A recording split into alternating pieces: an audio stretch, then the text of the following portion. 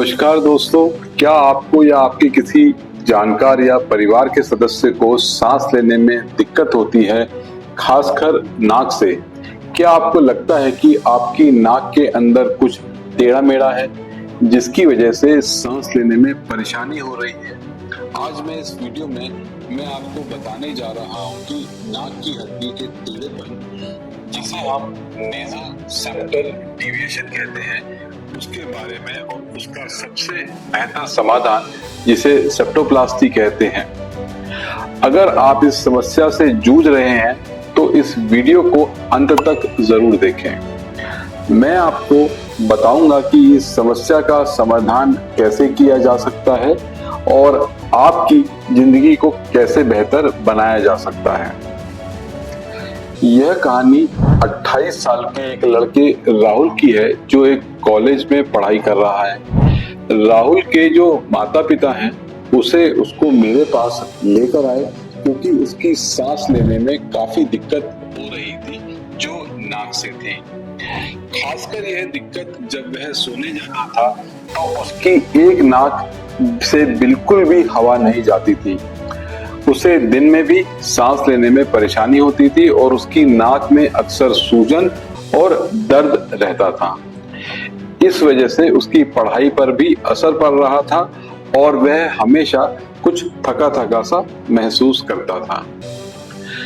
राहुल की जो ये समस्या है केवल सांस लेने तक सीमित नहीं थी, उसकी नींद में भी बाधा आ रही थी, जिसकी वजह से वह ठीक से सो नहीं पा रहा था। उसकी पढ़ाई में ध्यान नहीं लग रहा था और उसकी जो जीवन की जो प्रक्रिया है पूरी तरह से प्रभावित हो रही थी।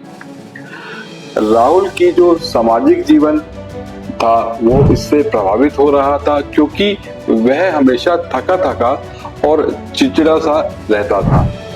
जब राहुल मेरे पास आया तो मैंने सबसे पहले उसकी जो नाक है उसकी पूरी जांच करी।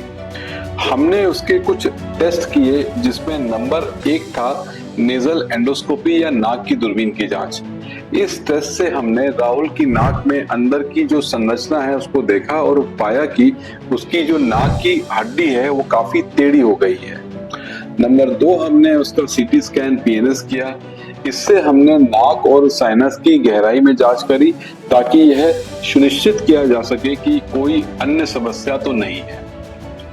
अब इन टेस्ट से साफ हो गया था कि राहुल को नेजल सेप्टल डिविएशन, मतलब उसकी जो नाक की हड्डी है उसमें सिग्निफिकेंट टेढ़ापन है और उसके कारण उसकी सांस लेने में उसको कठिनाई हो रही थी। राहुल के माता पिता को मैंने समझाया कि उनकी चिंता सही है, लेकिन जो इसका समाधान है वह संभव है।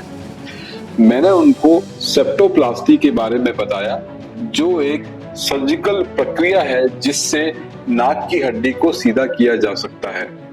मैंने उन्हें यह भी बताया कि यह सर्जरी सुरक्षित है और इससे जो राहुल की समस्या है वह पूरी तरह से ठीक हो सकती है। हमने सर्जरी की प्रक्रिया, उसके लाभ और इसके बाद की देखभाल के बारे में विस्तार से राहुल और राहुल के माता पिता को समझाया। राहुल के लिए हमने कुछ और विकल्प सुझाए, जैसे नंबर 1 है मेडिकल ट्रीटमेंट। पहले हमने कुछ दवाइयां और नाक के स्प्रे दी, ताकि उसकी जो सूजन है वो कम हो सके और सांस लेने में थोड़ी राहत मिल सके।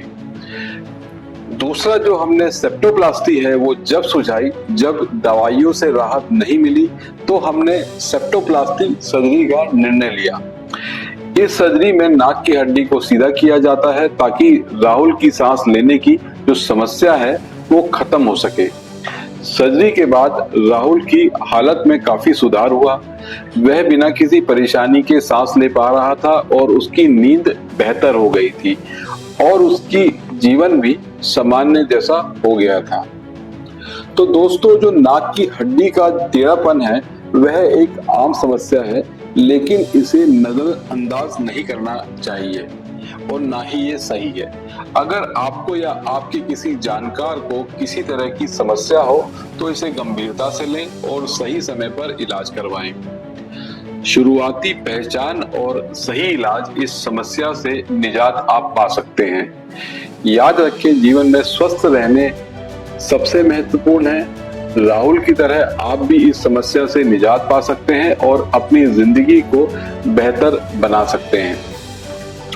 तो दोस्तों, यह था नाक की हड्डी के टेढ़ापन और उसके इलाज से जुड़ी जानकारी। अगर आपको यह वीडियो पसंद आया हो तो इस वीडियो को लाइक करें, शेयर करें और चैनल को सब्सक्राइब करें ताकि आप और भी स्वास्थ्य संबंधी वीडियो की जानकारी घर बैठे प्राप्त कर सकें।